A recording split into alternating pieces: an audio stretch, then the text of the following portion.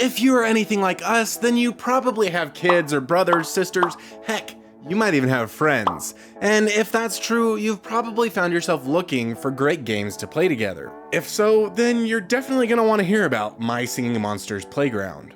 This game is exactly what it sounds like, an absolute party. I mean, seriously, singing monsters, playgrounds, what's not to like? This is the exact type of game we were looking to find when we started this channel. This colorful game supports local multiplayer for 1 to 4 players. Whether that is your brother, sister, or estranged lover, we can guarantee a fun time. Well, maybe not with an estranged lover. Anywho, you and up to 3 friends will compete in a series of mini-games, playing as any of 7 different characters from the gorgeous My Singing Monsters mobile game. I saw you cringe when we said mobile game, but don't you fear. Big Blue Bubble's My Singing Monsters has been incredibly popular for years, but this game is definitely not on your mobile device. It is fantastic and is absolutely worth your time checking out. In all honesty, there's not a whole lot of content here, but what they lack in quantity, they absolutely make up for in the quality. We had a fantastic time playing each game, and there's never really a dull moment. It's not often that we find a game that makes us laugh and smile quite as much as this one did. The best way to play is the tournament mode, which will allow you to compete alone or with your friends. A tournament can be played in rounds of 10, 15, or 20 games and takes anywhere from 10 to 30 minutes. This was how we spent most of our time playing, and it was great. After each round, you are presented with 3 more mini-games to choose from, and the player in last gets to choose which one you will play. One of the most enjoyable parts of the tournament was that you could never count yourself out too early. No matter how low you sink, you might still have a chance at the House Cup, thanks to this classy stone monster handing out points at the end of the tournament, just like Dumbledore awarding house points to Neville Longbottom. I mean, seriously, points for standing still the most? What even is that? There are 2 other options for how to play, the solo gauntlet and the free play section. The solo gauntlet will have you playing as many minigames as you can without losing. This is the place you go to if you are sad, lonely, and want to set a high score.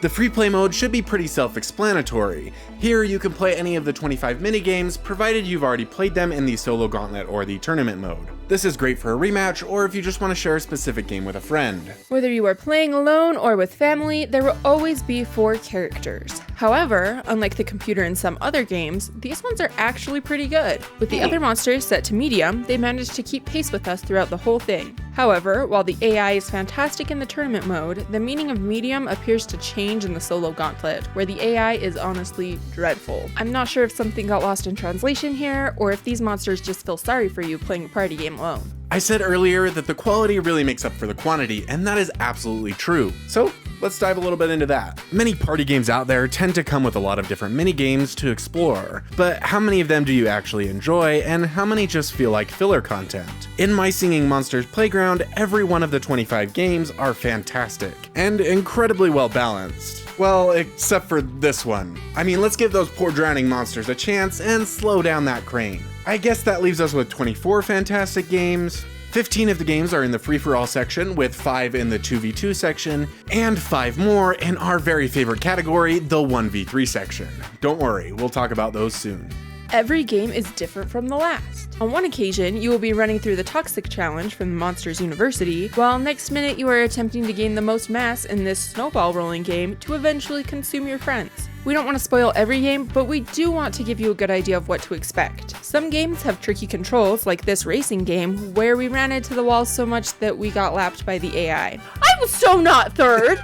That is such bull crap. It's not you guys lapped me! No, apparently I was thinking I was done. Or this sledding game that I was still learning on my 4th try. Regardless of your style, there's probably a mini game that will suit your liking. There's a good variety of different games, so you'll never end up feeling like you're doing the same thing in every game. Remember I said we'd get back to those 1v3 games? There's not really very many, so we're gonna talk about just one. Nothing can ruin a calm apple-picking adventure quite as much as a giant claw darting from the sky to snatch you up. And nothing can truly brighten your day anymore than being that giant metal claw. This delightful game has 3 players working together to gather more apples than the mechanical arm. This one is incredibly well balanced, and there is hardly any way that the claw will win if it does not strategically snap up other players along with its daily dose of vitamin C, not to mention adrenaline. Each of these 1v3 games are absolutely fantastic to play, both as a solo player and as a team. We loved each of them, even the incredibly unbalanced log rolling one. Every minigame is also, well, mini, lasting about 30 seconds to a minute and a half. This makes them fun, quick, and by necessity easy to pick up. While, yes, some of the games have tricky controls and might take some time to master, there is really no tutorial required. Everything you need to know is provided at the beginning of the games, with controls often consisting of only 1 or 2 buttons. We also love the fact that each player has to confirm that they are ready before the game begins, meaning you will never miss the instructions because Greg skipped them. In terms of cooperation, there are a couple of 2v2 games, from snowball fights to cannon blasting. However, the game is mainly competitive, and your teammate in one round will often be your enemy in the next. While the minigames themselves are fairly fast, there are quite a few loading screens in the game, and these could definitely be cleaned up a little bit. However, the fact that this is a party game means that they are not as annoying as they would be in solo mode when you don't have any friends to help you pass the time. This, along with the mediocre AI in the solo Gauntlet, means we might not highly recommend this game for anyone planning on playing solo and solo alone. With only 25 games, you might not think there's much to do. However, what you would be forgetting is that this is a party game that everyone can enjoy, and we'll be sharing it with friends for weeks, months, and years down the road. In addition to pulling it out for parties, there are also several more hours to be spent unlocking all the collectibles. One of my personal favorite things was unlocking new costumes for the cute little monsters. This is one of the main reasons the game provides for coming back to play again and again. There are costumes for each character and a decoration for each minigame. These really help to spruce up the mostly empty hub world. The game is witty and amusing, so there is never really a dull moment. The music in the game is also fun and definitely suits the mood, which is a good thing as the game is literally named after the singing monsters. Though the only time you really get to enjoy them singing is at the end of a tournament.